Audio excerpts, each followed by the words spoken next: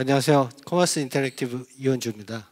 오늘 제가 말씀드릴 내용은 마케팅에 있어서 가장 중요한 현재 그 4차 혁명을 앞두고 가장 중요한 컨텍스트에 대해서 말씀을 드리도록 하겠습니다. 흔히 우리가 말할 때 마케팅을 한다 그러면 자사의 브랜드를 알리거나 제품을 홍보를 하거나 회사의 이미지들을 알리거나 또는 제품을 판매를 하겠죠. 그 수단으로서 판매를 하는 그 과정에서 TV 광고를 이용하거나 디지털 디스플레이 애드 같은 배너들을 이용하거나 검색 광고들을 이용합니다. 근데 이러한 모든 행동에, 이러한 모든 액티비티의 근본적인 목적은 딱 하나죠. 자사 제품의 매출을 많이 증대시키기 위한 프로덕트 서비스 구매사의 사용을 유도해서 자사의 매출을 증대시키게 하는 게 목적입니다. 하지만 방법은 계속 바뀌는 거죠. 캠페인을 할 수도 있고 이벤트를 할 수도 있고 프로모션을 할 수도 있습니다. 시대에 따라서 경제, 사회 환경에 따라서 방법들은 다양해집니다. 그래서 과거부터 마케팅이 어떻게 변해왔는가를 잠깐 살펴보았습니다. 과거의 마케팅은 단순했어요. 쉽게 우리 이런 상품이 있어요 라고 광고를 하는 쪽이었죠. 그러다가 경쟁이 조금 더 치열해지고 환경이 좀 바뀌면서 나타난 게 상품에 대한 조금 더 자세한 설명입니다. 기존에 모나미 지금도 있지만 과거에는 이 제품만 있을 때는 우리 제품이 어떻다고 광고를 할 필요가 없었죠. 우리 이런 제품만 있어요 하면 됐으니까. 근데 경쟁이 치열하면서 이 장점들을 이야기 시작하죠.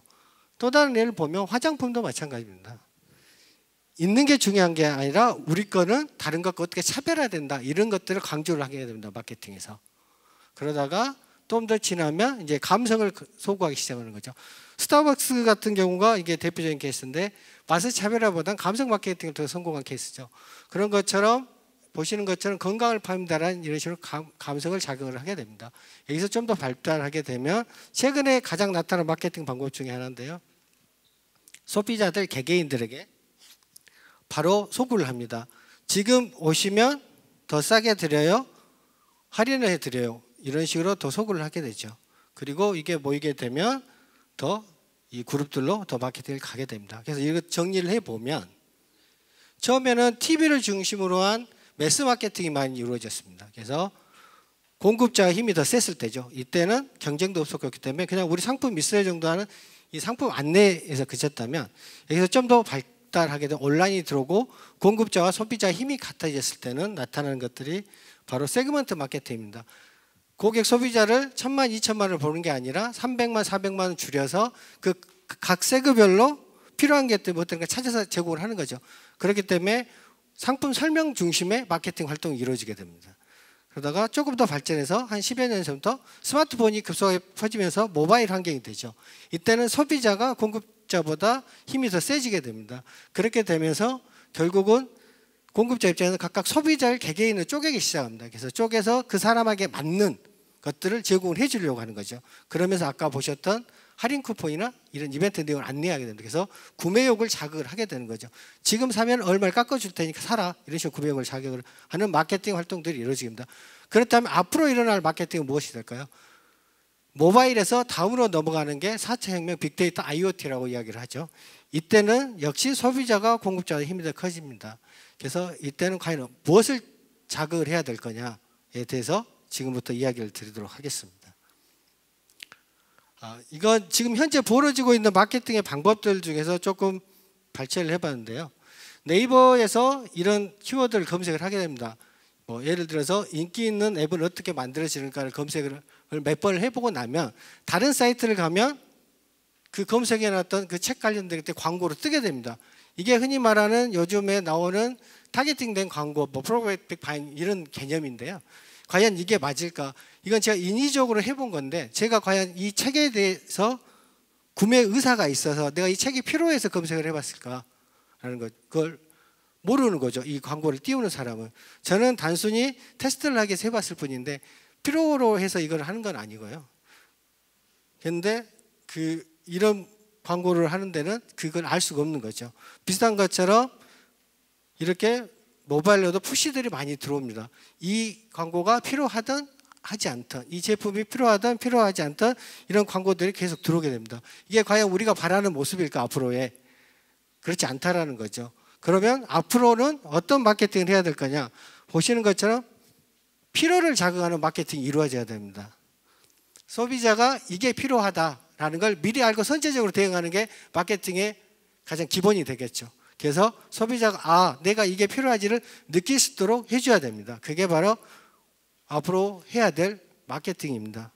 자, 또 다른 예를 보면 이 사진은 다들 아실 거예요. 그 의정부고 학생들이 매년 졸업사진 찍을 때 되면 자기들 컨셉을 재밌게 해서 찍는 사진들입니다. 그러면 고3 학생들한테 이 사람들한테 이런 제품들을 어떻게 마케팅을 해야 될 거냐 보시죠. 그러면 이 학생들이 졸업반 학생이라는 걸 먼저 알아야 되겠죠. 두 번째로 곧 있으면 졸업사진을 찍는다는 걸 알아야 되겠죠. 그 다음에 이 친구들이 선호하는 컨셉이 뭔지를 알고 소비 성향이 어떻다는 걸 알아야 되겠죠. 그래서 이런 사항을 파악하고 나면 거기에 맞는 가장 피어 프레셔가 어떻게 되는지, 최신 트렌드가 어떻게 되는지 이런 것들을 전달해서 이 필요를 자극을 해야 되겠다. 그래서 이것들 정리를 해본 결국은 앞으로 필요를 자극하기 위해서는 이 컨텍스트가 있어야 되고 컨텍스트에 맞는 메시지를 전달할 수 있어야 된다는 거죠. 이 졸업반 학생 사진 찍나 이 사람의 성향 이런 것들을 컨텍스트라고 할 수 있고 이 컨텍스트에 맞는 메시지를 전달하는 게 MOT라고 표현할 수 있습니다. MOT는 다들 아시다시피 Moment of Truth로 소비자와 만나는 접점에서 어떤 걸 제공하냐에 따라서 그 소비자를 잡을 수 있느냐 없느냐를 결정을 하는 거죠. 그래서 컨텍스트하고 MOT가 앞으로 필요를 자극하는 데서 가장 중요한 요소가 됩니다. 그래서 결국은 앞서 말씀드렸던 것처럼 필요를 자극한다는 것은 컨텍스트를 파악하고 그 컨텍스트에 가장 적합한 메시지나 오퍼링을 전달해서 사람들을 설득하는 거죠. 우리 제품을 써주세요. 우리 제품을 사용해 주세요라고. 그걸 바로 컨텍스트 마케팅이라고 할 수 있습니다. 그래서 컨텍스트 마케팅이나 소비자의 현재 상황을 파악하고 상황에 맞는 메시지를 전달해서 필요를 자극하는 거다라는 걸 컨텍스트 마케팅이라고 정의할 수 있습니다. 그래서 그럼 컨텍스트 마케팅이 하기 위해서 필요한 건 뭘까? 앞에서 보신 것처럼 컨텍스트 MOT입니다. 그러면 이런 컨텍스트를 어떻게 파악하고 MOT를 어떻게 파악할까? 보면 컨텍스트는 앞에서 말씀드린 것처럼 그 학생들이 예를 든 것처럼 졸업학 학생, 졸업사진 찍는 날, 선호 컨셉, 뭐 소비 성향 이런 것들이 그 사람이 현재 처한 상황이 뭔지 이 물건을 뭐 살 상황인지 아니면 그냥 둘러보는 상황인지를 파악하는 거죠. 이것들을 파악하기 위해서 필요한 것들은 첫 번째 데모그래픽한 요소들이 있어야 될 거고요. 이 사람 연령대 가장 기본적인 거죠. 인구 통계학적인 요소가 사람을 파악하는 데서 가장 기본적인 요소일 거예요. 두 번째로는 비헤이비어 패턴이 뭔가 이 친구들이 행동을 어떻게 하는가. 예를 들어서 뭐 나중에 다음 설명을 드리겠습니다. 11번가에 들어온다고 하면 11번가에 들어왔을 때 쇼핑을 하기 위해서 들어오는 거냐 아니면 그냥 둘러보기 위해서 들어오는 거냐 틀리다는 거죠. 이런 비헤이비어 패턴을 파악을 해야 되고요. 그다음에 거기에 따라서 이 사람 과거의 구매 이력이나 그것들을 살펴봐야 그런 데이터들이 있어야 됩니다. 그리고 뭐 기본적으로 위치 데이터 등이 필요하겠죠. 이렇게 해서 컨텍스트가 파악이 되면 이 컨텍스트에 맞춘 체질 오프닝이 돼야 됩니다. 그래서 앞에서 보신 것처럼 학생들의 선택, 최신 트렌드, 선호 컨텐츠 등이 MOT가 될 거고요.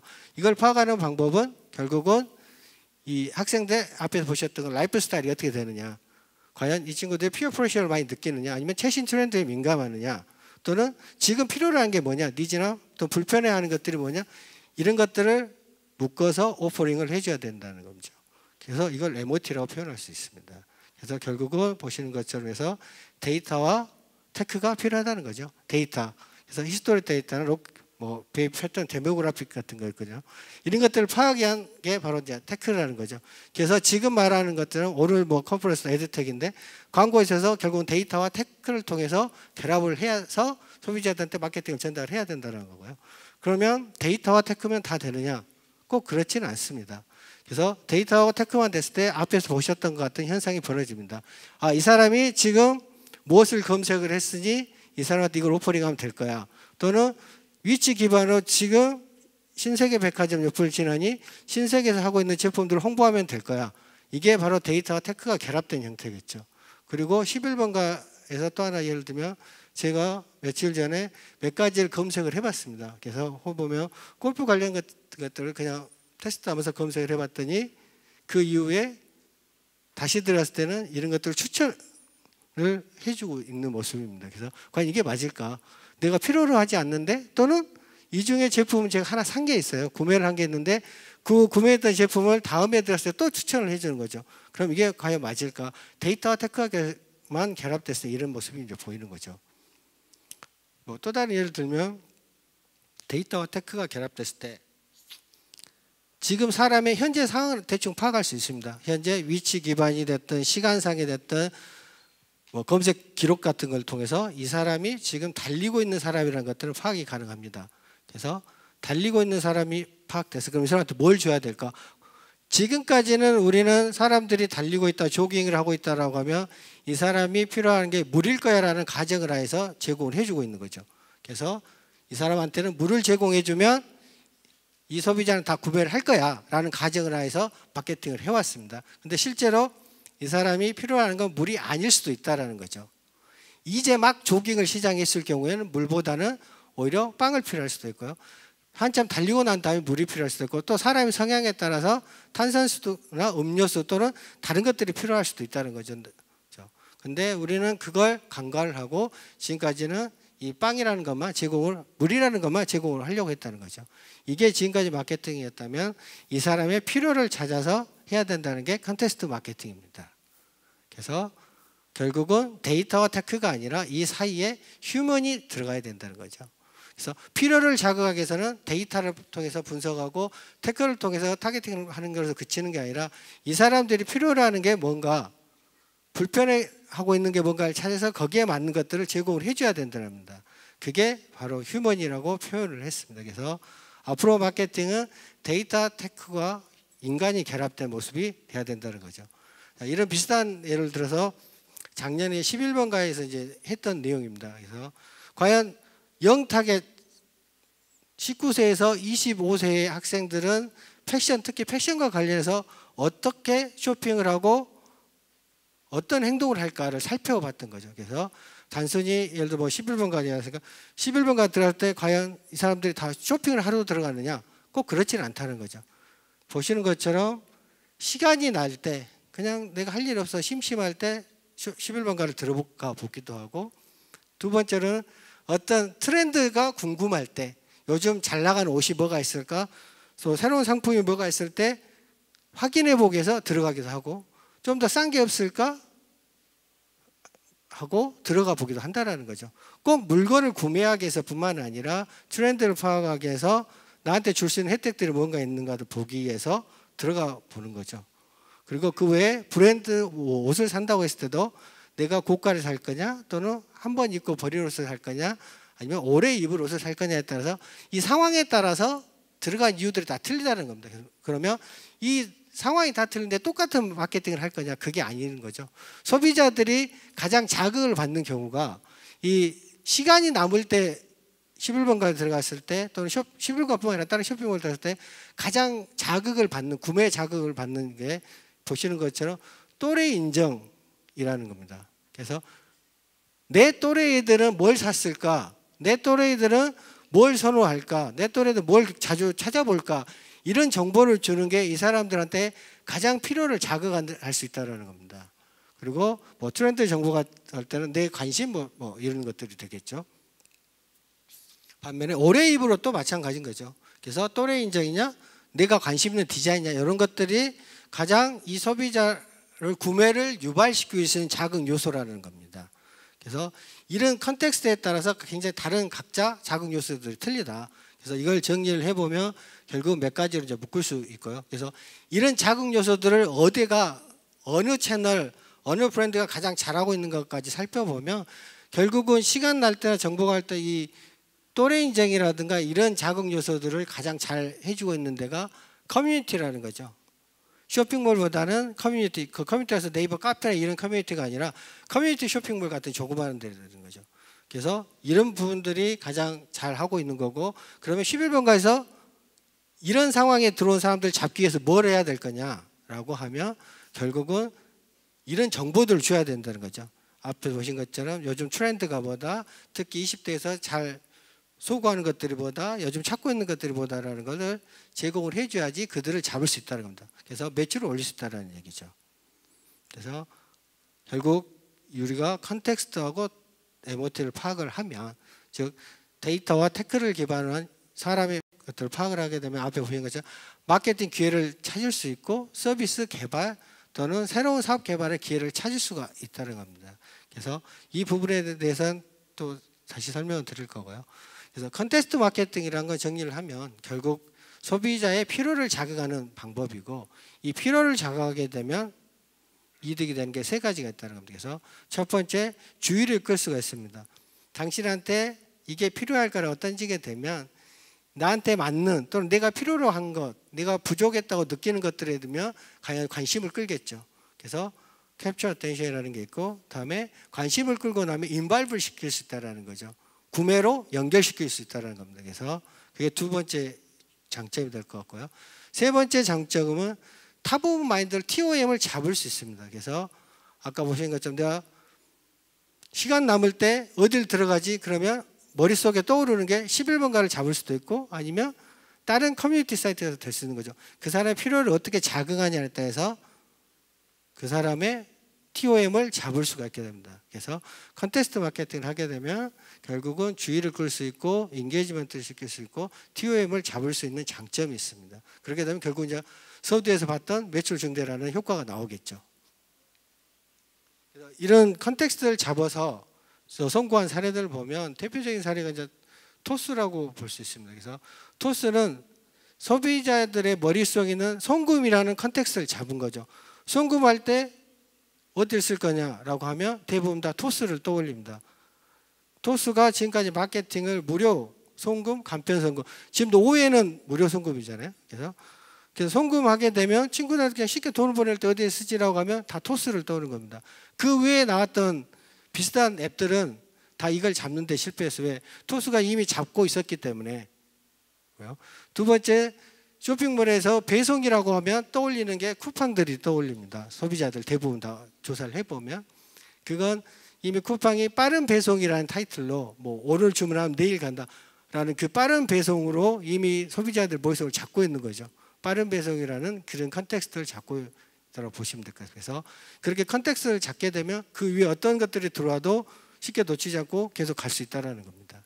그래서 이게 컨텍스트 마케팅의 장점 중에 하나입니다. 그래서 결국 마케팅이라는 건 소비자를 잘 파악을 해서 뭐 테크가 됐든 뭐 됐든 소비자를 잘 파악해서 이들의 현재 상황이 무엇인지, 이 사람들이 쇼핑을 하러 온 건지 아니면 그냥 둘러보러 온 건지, 물건을 구매를 할 의향이 있는 건지 아니면 뭐 선물을 하려고 하는지, 이런 컨텍스트를 잘 파악을 해서 거기에 맞는 최적의 컨텐츠를 제공하는 게 하나의 마케팅이라고 볼 수 있습니다. 그래서 이걸 컨텍스트 마케팅이라고 표현할 수가 있습니다. 그래서 정리를 하면 결국은 갈수록 소비자들의 니즈가 더 세분화되고 개개인의 취향이 더 발달하게 됩니다. 결국은 그렇게 됐을 때 과거처럼 세그를 나누고 그 세그별로 마케팅을 하는 게 유효하는 게 아니라 이미 현재 세그라는 건 무의미해졌죠. 세그가 다 무의미해져서 개개인마다 다 취향이나 성향이 틀립니다. 그랬을 때 어떻게 할 거냐? 결국은 소비자 컨텍스트를 파악해서 거기에 맞는 최적의 오퍼링을 해야 된다. 그게 앞으로 나올 마케팅의 출발점이다라고 이야기할 수 있을 것 같습니다. 예, 여기까지입니다. 컨텍스트 마케팅 관련해서는. 혹시 질문 있으면 간단하게 받고 답으로 넘어가도록 하겠습니다. 예, 없으시면 그 컨텍스트와 관련돼서 조금 더 컨텍스트 어떻게 찾을 거냐에 대해서 주정필 부장님께서 설명을 드리도록 하겠습니다. 안녕하십니까. 저는 11번가 주식회사의 주종필입니다. 오늘 이렇게 모여주셨는데 저희가 사실 이번에 그 발표를 준비하면서 어떤 주제로 이야기를 할까라고 이야기했을 때 저 위에 보이는 영어로 된 타이틀인데요. 컨텍스트 빌딩이라고 하는 게 무엇보다도 중요하지 않겠는가. 그럼 컨텍스트 빌딩을 하는 부분들에 있어서 그 구성 요소는 뭘까? 앞서 이원주 상무께서 세세하게 말씀을 드렸는데 오늘 여기 에드테크의 가장 큰 주제이기도 하겠고 가장 큰 관심사인 테크 데이터 굉장히 중요하죠. 근데 그거보다도 빠져서는 안 되지만 간과하게 되는 부분들이 휴먼이라는 부분이 아닐까라고 하는 부분에 있어서 저희들이 좀 포커스를 하게 됐습니다.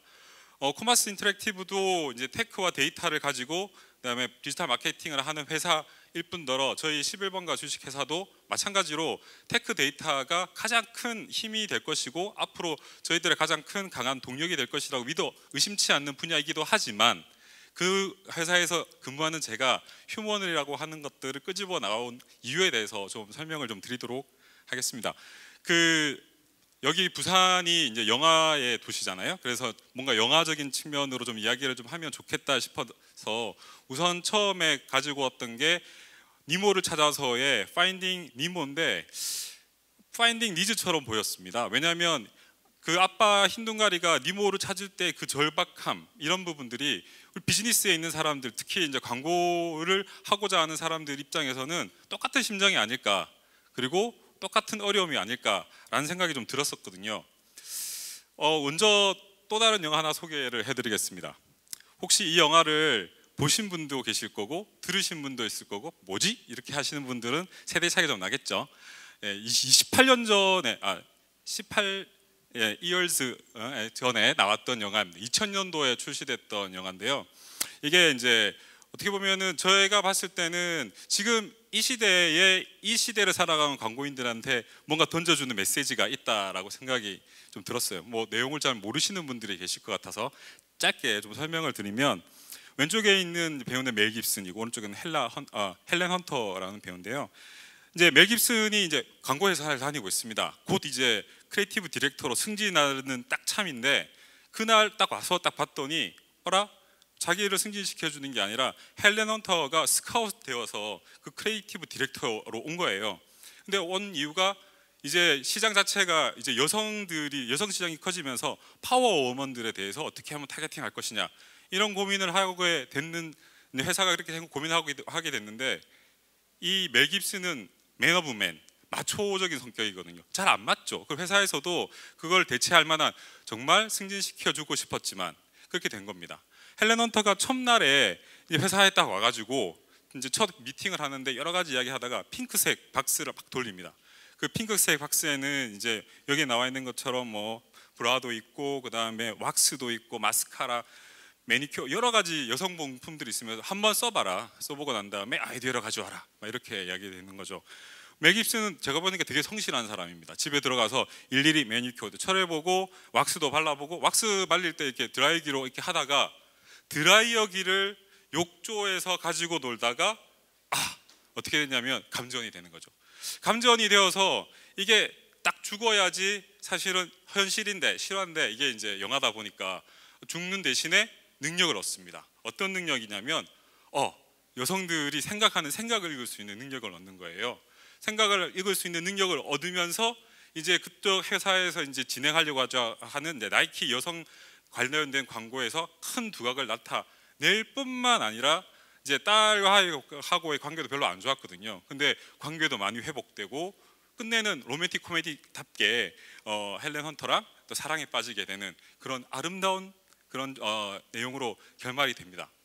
근데 제가 이제 말씀드리고 싶은 거는 이 멜 깁슨이 제가 봤을 때는 우리 2018년도 지금을 살아가는 광고인들이 처해 있는 현실과 유사하다는 생각을 좀 가졌습니다. 왜 유사하냐? 아까 말씀드렸던 것처럼 환경의 변화가 심한 거예요. 지금까지는 멜 깁슨이 가져왔던 자기의 어떤 능력이나 경험들이 잘 통했는데 환경이 갑자기 변해버린 거죠. 지금도 마찬가지 아니겠습니까? 우리가 지금 오늘 이야기하려고 하는 테크나 데이터의 변화가 우리가 매체로서 역할을 할 수 있는 그런 미디엄들이 굉장히 많이 달라지고 진화되어 가고 있고 그리고 우리가 대상으로 하는 타겟들도 마이크로 세그먼트라고 불리는 그것도 모자랄 정도로 세세하게 사람들이 구분되는 그런 상황에서 이 기존의 방법들이 이런 것들은 어려워지고 퇴색되어 가고 힘들어져 가고 있는 그런 상황인 거죠. 그리고 또 하나는 아까 마초적인 성격의 이 멜 깁슨이 자기의 경험에 의지하는 부분이 너무 큽니다. 그거는 뭐 이뿐만 아니라 모든 일상적으로 모든 비즈니스맨들이나 일반적으로 사람들도 다 그렇죠. 우리들도 사실은 광고에 대해서 어떤 태도라든지 방식들이 사실 그 경험들에 대해서 신뢰하고 있고 믿고 있지만 그게 과연 맞을까라는 퀘스천을 버릴 수가 없습니다. 제일 중요한 부분이 뭐냐면 그랬는데 멜 깁슨은 죽음 대신에 여성의 생각을 읽을 수 있는 능력을 얻었잖아요. 죽음을 통해서. 근데 과연 우리는 어떻게 하면 사실은 멜 깁슨은 What Women Want에 대한 부분들을 알았지만 우리가 알고 싶은 것은 What Customers Want에 대한 부분들을 알고 싶은데 그것을 들을 수 있는 귀가 과연 있는가? 라고 하는 그런 질문을 한번 던져보게 되었습니다. 또 다른 이야기 하나 또 해드릴게요. 뭐 이야기로. 예. 그 셀리, 그 해리와 셀리가 이제 2년차 직장 동료인데 입사 동기입니다. 근데 입사 동기인데 서로 간에 약간 이렇게 썸을 탈까 말까 하는 마음속에 뭔가 심장에서 뭔가 방망이질이 일어나는 딱 그런 시점인 거예요. 그래서 이제 해리가 용기를 내어서 커피 한 잔 마시러 가자라고 이야기했죠. 근데 이제 그때 상황에 대해서는 커피 한 잔 마시러 가자라는 이야기가 조금 다르게 들리겠죠. 그냥 우리 점심 식사했으니까 커피 한 잔 하러 가시죠 라고 하는 게 아니니까. 그런데 이제 해리는 생각했죠. 아, 커피 한 잔 마시러 가자고 했으니까 자기의 경험들이 있고 커피 마실 때는 이렇게 마시는 거야 라고 하는 경험이 있어요. 좀 편한 데서. 그리고 또 뭔가 좀 마음에서 콩닥콩닥 하니까 좀 편안한 분위기를 마련해 보겠다. 그래서 커피 하면 본인이 떠오르는 곳, 회사 앞에 있는 세븐일레븐. 세븐일레븐 편하잖아. 가서 이제 종이컵에 커피 한 잔 받아가지고 그 다음에 회사 근처에 좀 지나가면서 사람도 있으니까 좀 이렇게 민망함도 덜하면서 이야기 좀 꺼내볼까? 이제 이렇게 생각했던 거죠. 생각했는데 셀리는 좀 생각이 달랐어요. 그래도 뭔가 내가 느낌이 좀 다른데, 느낌이 좀 다른데 커피 한 잔 마시더라도 좀 분위기 있는 카페에서, 그 다음에 좀 이렇게 속삭이더라도 잘 들을 수 있는, 좀 다른 사람들한테 방해받지 않는 곳에서, 종이컵보다는 손에 만지면 막 뜨거울 수 있잖아요. 그래서 뜨거 이런 민망한 모습 보여주는 것보다는 로얄 알버트 정도 돼가지고 눈으로 봤을 때 좀 이쁜 그런 컵에 마시고 싶은데 이게 웬일입니까? 결론은 아까 멜 깁슨 같은 경우에는 여성의 소리를 듣는 그런 어떤 능력 때문에 살아났다 치지만 현실의 해리는 그 다음부터는 그냥 리젝트인 거죠. 해리가 잘못 파악했던 부분들이 사실 어떻게 보면은 우리가 이야기하는 니즈, 셀리의 니즈를 제대로 잘 파악을 못했던 부분들인데, 그러면 이 니즈라는 게 우리는 정확하게 어떻게 알고 있을까라는 생각이 좀 들었습니다. 그 니즈가 뭘까? 자, 여기 사진이 있는데요. 자, 이 여성분의 니즈는 뭘까요? 이 여성분의 니즈는 뭘까요? 보통 제가 이렇게 딱 질문을 드리는데 이런 질문 많이 드려봤거든요. 그래서 데이터가 있습니다. 이렇게 질문을 드리면 의자가 필요합니다 이렇게 이야기합니다.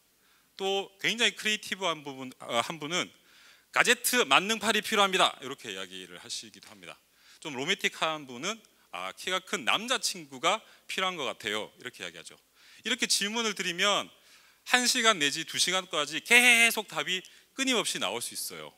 그런데 우리는 그렇게 끊임없이 나오는 답에 대해서 이거는 니즈라기보다는 솔루션이라고 이야기를 해야 됩니다. 솔루션은 많이 나올 수 있습니다. 그럼 니즈는 뭘까요? 니즈는 이 여성분들은 저 위에 있는 선반에 있는 박스에 닿고 싶다, 이게 니즈인 거죠. 다시 한번 생각해 보면 솔루션은 명사예요. 의자, 만능팔, 남자친구. 니즈는 동사입니다. 저 위에 있는 거 뭐뭐 하고 싶다, 닿고 싶다, 가고 싶다, 이런 거죠. 그게 이제 형태적인 측면은 그렇게 차이점이 나는데 실질적인 측면은 뭐냐면 솔루션은 많을 수 있다. 하지만 니즈는 딱 하나다. 근데 생각해 보십시오. 그 니즈 중에서도 우리가 정말 알고 싶은 언맨 니즈, 소위 말하는 찾고 싶은 그 고객의 니즈, 그 딱 한 가지를 찾으면 만사형통 된다라는 것이죠. 솔루션보다는. 그래서 니즈라고 하는 부분들에 대한 차이점을 우리가 좀 알 필요가 있겠다라고 하는 측면에서 먼저 던져졌고요. 실제 비즈니스 상에서 또 회의를 할 때 보면은 요게 헷갈려 가지고 조금 회의가 오리무중되는 경우도 있죠. 니즈의 또 다른 한 측면을 보자면, 자, 다시 셀리와 해리를 다시 소환했습니다.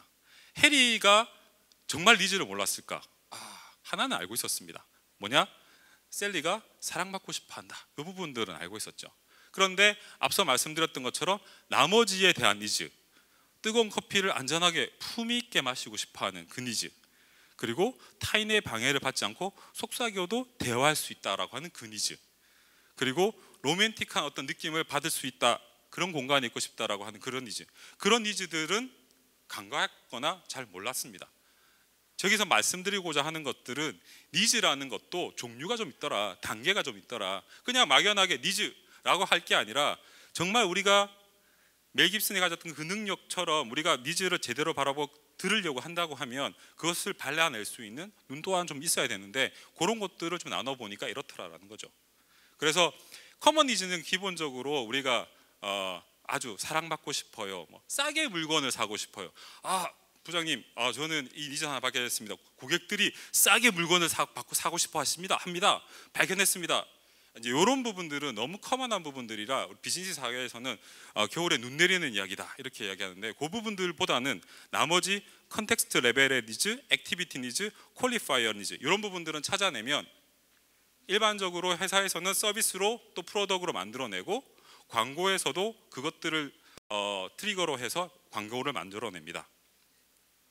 퀄리파이어 니즈 관련돼서 이렇게 방식이나 형식 이런 부분들인데요. 왼쪽에 보시는 이 그 컵 같은 경우에는 뭐 저 같은 경우에는 아예 이 뚜껑에다가 마시지 않습니다. 입 대기 때문에 벗겨놓고 마시는데요. 사람들이 좀 더 안전하게 커피를 갖다 입에 대지 않게 마시고 싶어라고 하는 그런 니즈가 있다라고 해서 오른쪽에 있는 그런 디자인들이 바뀌어 있는 그런 리드가 새로 발견이 됐죠.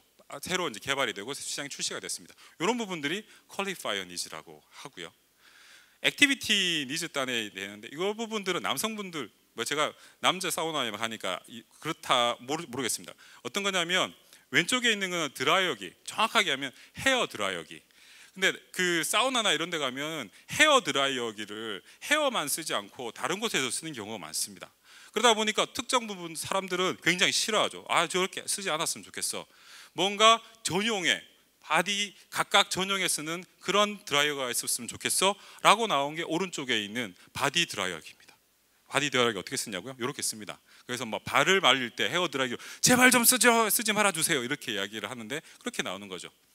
그 다음에 아주 전형적인 컨텍스트 니즈에 대한 부분들이 전형적인 부분이 우버인데, 우버는 이미 이제 진화를 거듭해서 이제는 여러 가지의 어떤 니즈들이 많이 섞여 있지만, 처음에 나왔을 때는 좀 더 냄새 나지 않고 좀 더 청결하고, 그 다음에 위험하지 않고 내가 알 수 있는 택시 운전사에게 안전하게 집에 가고 싶다, 이런 니즈가 있었어요. 그 니즈에서부터 출발했거든요. 그런 것들을 컨텍스트 니즈라고 하죠. 사실 컨텍스트 니즈에서 요거는 이제 최신이지만 그 전에 아주 많이 회자됐던 비즈니스의 가장 큰 부분이 스타벅스. 이제 아침에 일어날 때 기능성으로 마시는 커피가 아니라 유럽 같은 분위기에서 커피를 한 잔 마시고 싶다, 이런 부분들에 대해서 탁 집어서 나온 비즈니스 모델이라고 할 수 있죠. 그런데 광고에서도 이런 니즈들을 광고화시킵니다. 여기서 있는 고무장갑 같은 경우에는 우리가 뭐 남성분들 뭐 집에서 다 이렇게 그 세제로 이렇게 묻혀서 설거지 같은 거 해보시잖아요. 그러면 맨날 우리는 저 클럼지 해가지고 막 이렇게 깨거나 합니다. 손까지 픽픽픽 흘러 나오니까 그런 부분들 미끄러지지 않아요. 이런 부분들 잡아서 광고를 했던 부분들이 있고요. 그 다음에 이게 뭔가를 행동을 하더라도 좀 냄새 나지 않는 그런 나의 기호 생활을 하고 싶다. 담배 같은 경우 뭐 청국장을 먹는 그런 기호 생활이라고 할 수 없지만, 그런 부분들하고도 향기를 다른 사람들한테 내지 않았으면 좋겠다, 그러니까 냄새를 내지 않았으면 좋겠다, 이런 부분들에 대한 것들을 잡아서 광고했던 부분들이 있을 거고, 그 다음에 언더아머 같은 경우에는 잘 알겠지만 퍼포먼스형 의류, 그러니까 이거를 입고 나면 땀 흡수도 더 빨라요. 그래서 여러분들의 운동 능력이 배가 됩니다 라고 하는 그런 상품들을 주로 런칭했는데, 그래서 좀 언더그라운드 있고 잘 좀 2인자 역할들을 하는 잠재력 있는 선수들을 가지고 많이 광고를 많이 했죠. 여기 계신 분들은 여기 지금 보이는 이분은 미국에서 최초로 흑인 주연 발레리나로 뽑혔던 분인데, 이런 분들을 데리고 이제 마케팅을 해서 자신의 어떤 상품들을 컨텍스트를 계속 때리는 그런 광고들을 많이 했고요. 그 다음에 앞서 서비스나 프로덕트 단위에서는 커먼 니즈를 가지고 상품 만들기는 거의 어렵습니다. 아까 말씀 눈 내리는. 하지만 이제 기업 광고에서는 다르죠. SK나 LG 같은 경우, SK 같은 경우는 행복이라고 하는, 그리고 LG 같은 경우는 사랑이라고 하는 그런 형태의 사랑받고 싶어요, 그 다음에 행복하고 싶어요라고 하는 그런 커먼 니즈를 가지고 광고를 하게 되죠. 제가 말씀드리고자 하는 부분들, 이 니즈가 모든 우리 비즈니스나 특히 광고에서 가장 기저단이 되는 것들이고, 그걸 제대로 잘 파악할 수 있느냐 없느냐가 관건이 된다라고 하는 부분들입니다. 그러면 이런 것들을 어떻게 할 수 있을까요? 잘 보셨는지 모르겠지만 타인의 삶이라는 영화가 있습니다. 5년 동안 이분은 딱 하나의 기술 도청하는 걸로 그 삶들을 훔쳤죠. 여기 보면 훔쳤습니다.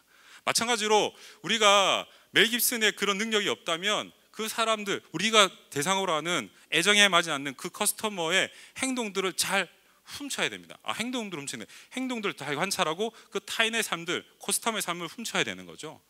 훔쳐내는 방법들이 여러 가지가 있지만 오늘 한 5가지 정도만 간단하게 말씀을 드릴게요. 우선 하나는 내가 먼저 커스터머가 되어보는 거가 있을 거고, 두 번째로는 깊이 있는 고객과의 대화, 그 다음에 실제로 따라다니는 현장에서 어떻게 일어나는지 보는 것, 그 다음에 따라보면서 무슨 일이 일어나나 관찰하는 것, 그 다음에 가장 기본적이지만 전문가들한테 한번 물어보는 것, 뭐 이런 부분들이 있을 수 있을 텐데, 뭐 이렇게 보면 재미없으니까 실제 했던 것들 한번 말씀드릴게요. 저희가 진행했던 프로젝트 중에서 만성질환, 특히 당뇨에 대한 부분들을 했었는데, 당뇨에 대한 프로젝트 어떻게 하면 그분들의 니즈를 차지할까?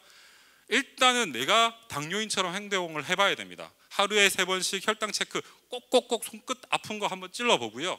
그 다음에 좀 민망하지만 그분들이 다닐 때 마스크 쓰고 장갑 끼고 다니는 거 한번 해보시면 와, 이게 장난이 아닌데? 라는 느낌이 팍 오죠. 엠퍼티가 생기는 겁니다. 두 번째로는 이게 그냥 인터뷰 한다고 해서, 설문한다고 해서 잘 안 밝혀지거든요. 거짓말할 수 있단 말이에요. 가서 직접 들어가서 자기는 당뇨 하는데 정말 시간 잘 지키면서 운동도 잘하고 식이 조절도 잘해요? 냉장고 문 열어보니까 술 들어가 있고 과메기 들어가 있고, 거짓말했네. 거짓말했다라는 게 중요한 게 아니라 정말 그 사람은 노력했겠죠. 노력을 했는데 자기는 일상부터 이전까지 삶을 계속해서 밸런싱하고 싶어하는 그 니즈가 있다라고 하는 걸로 우리는 번역할 수 있어요. 그래서 그런 부분들을 보려면 깊이 있는 대화뿐만 아니라 직접 그분의 삶 속에 들어가 봐야 된다. 그리고 이 같은 경우에는 이제 당뇨 같은 경우에 의사 선생님 만나면 길어야 3분 대화합니다. 부산에서, 광주에서 멀리서 KTX 타고 와가지고 그렇게 이야기하거든요. 그분들 보는 거 여기 이제 직접 병원에 가서 딱 보고 있으면 야, 이거 장난 아닌데 어떻게 해야 될까라고 한 느낌이 확 들죠. 음성인식 기술 관련해서 했을 때는 택배 기사님들이 과연 이런 것들이 얼마나 필요할까? 따라다녀야 됩니다. 따라다니면서 전화하시는 거 듣고 하면서 택배기사 스스로, 택배기사님이 스스로가 인식 못하는 부분들을 발견할 수 있는 거죠. 그런 방법들이 있고요. 때때로는 전문가들과 인터뷰가 굉장히 힘듭니다. 이분은 저희 의사 선생님께서 이제 제주도 가시는 비행기 같이 타고 다니면서 인터뷰했던 모습들인데요. 이렇게까지 해야지만 발견할 수 있을 거다라고 하는 말씀을 드리고요.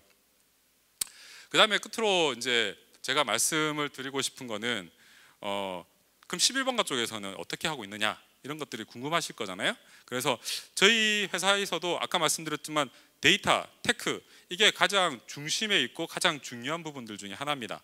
하지만 그가 휴머니즈라고 하는 부분들을 놓았을 때는 사실 그것들의 메인 핵심에 들어가기 어렵기 때문에 그런 부분들에 대해서 저희가 주의하고 있고, 그런 것들을 잘 데이터, 테크, 휴머니즈가 잘 결합될 수 있도록 노력하는데, 우선 크게 한 3가지 정도로 주요하게 진행됐던 거 한번 말씀을 드릴게요. 2016년도에 저희가 계속해서 고객 조사라든지 고객들이 어떻게 11번가에 들어오고 어떻게 바라보느냐를 계속 고민하다 보니까 여러 가지 고객들의 행동들을 보고 난 다음에 브랜드로 2017년도에 시작 런칭해서 그것들을 갔던 게 쇼핑의 시작은 11번가, 쇼핑의 시작이라는 것들을 뽑아냈죠. 그냥 봤을 때는 이게 별거 아닌 것 같지만 그 기저단에 있는 고객들의 행동들을 잘 파악하고 분석하고, 중요한 것은 그로부터 인해 가지고 어떤 마케팅 활동들을 할 것이냐가 여기에서부터 출발했다라고 하는 게 굉장히 중요할 것 같습니다. 그래서 브랜딩하는 부분에 가장 먼저 쓰일 수 있고요. 제가 지금 서비스 개발하고 있는 그런 부서에 있는데요. 서비스 개발에 대한 부분들도 있습니다. 사실 여러 가지 디지털 구조나 이런 부분들 같은 경우에 이름이 딱 있잖아요. 저 AXW 무슨 기기, 이런 부분인데 패션은 굉장히 어렵습니다. 특히나 이제 길을 지나가다 저 언니 가방 너무 이쁜데, 저 형 진짜 아우터가 굉장히 멋진데, 사고 싶은데 뭐 브랜드 보기도 힘들고 저런 부분 있잖아요. 그럴 때는 간단하게 사진을 딱 찍어서 11번가에서 딱 보면은 유사한 상품들이 보여지거나 또는 똑같은 상품들을 찍어서 보여주기도 하는 거죠. 그러니까 그런 부분들은 사실 아이디어만으로, 기술력만으로 해결될 수는 없습니다. 데이터만으로, 테크만으로 해결될 수가 없다는 이야기죠. 고객들을 잘 관찰하고 그들의 필요를 계속해서 물어볼 때 그런 것들이 나타날 수 있고요. 이 기술들을 조금 더 확장시켜서 패션에 대한 부분들의 웨이 오브 비헤이비어, 고객들의 어떤 행동들이 커머스 상에서 패션 상황에서는 이런 부분들이 있구나, 똑같은 옷이 아니라 스타일상에서 비슷한 것들을 찾아보고 싶구나라고 하는 것들을 발견하고, 그래서 사진 찍어 올리지 않더라도 비슷한 형태의 스타일들을 계속해서 제시해주는 형태의 서비스들을 계속 확장해 나가고 있고, 여기는 초기 버전이고요. 요걸 더 나아가서 계속 저희들이 디벨롭 시키고 있는, 그래서 서비스 개발에도 무조건 쓰인다라고 하는 부분들이고요. 마지막으로는 이제 영업, 판매에 대한 부분들도 있어요. 저희가 사실 패션 부분들에 대해서는 볼륨상으로는 제일 1등으로 나가고 있습니다. 주요한 어떤 상품들에 대한 것들은 그 백화점이나 이런 대형 제휴에서 나오는 브랜드 상품들을 주로 많이 팔고, 그에 따라서 이제 볼륨들이 많이 늘어나고 있는데요. 근데 이제 저희들이 계속해서 고객들의 흐름들이나 목소리나 이런 것들 귀 기울여 보니까 트렌드에 굉장히 민감하고, 그 트렌디한 상품들에 대해서 소비하고자 하는 욕구들이 굉장히 일어난다. 아하, 소호 제품들을 해야 되겠구나. 특히 동대문에 이런 부분들에 대한 니즈들이 높아서 그것들을 전격적으로 바꿨고, 특히나 이제 신진 디자이너들을 저희들이 발탁하면서 그것들을 여러 가지 형태의 마케팅 툴로 접목하면서 실질적으로 매출에 대한 부분들도 크게 기여했던 그런 사례가 있습니다. 시간이 얼마 굉장히 빠르게 말씀을 드렸고요. 제일 마지막 장표로 제가 이 글 하나 제가 만들었습니다. 이번에 준비하면서. 데이터 굉장히 중요합니다. 데이터가 중요한 부분들 중에 하나는, 비유를 들자면 파티에 사람들을 초대하는 데는 데이터가 초대할 수 있습니다. 근데 실제로 Shall we dance라고 이야기해서 실제로 춤을 추게 만드는 것은 휴머니즈인 거죠. 결정차를 때리는 건 휴머니즈다. 그래서 오늘 말씀드리고자 하는 것은 데이터 테크보다 휴머니즈가 중요하다라고 하는 것보다는 데이터 테크 니즈를 잘 활용해서 휴머니즈로 제대로 때려주자라고 하는 것이 메시지고요. 특히나 이제 저희 11번가 쪽에서도 이런 부분들에 대해서 열심히 하고 있으니 잘 찾아와 주셔서 많이 사주세요라고 하는 거를 마지막으로 전해드리도록 하겠습니다.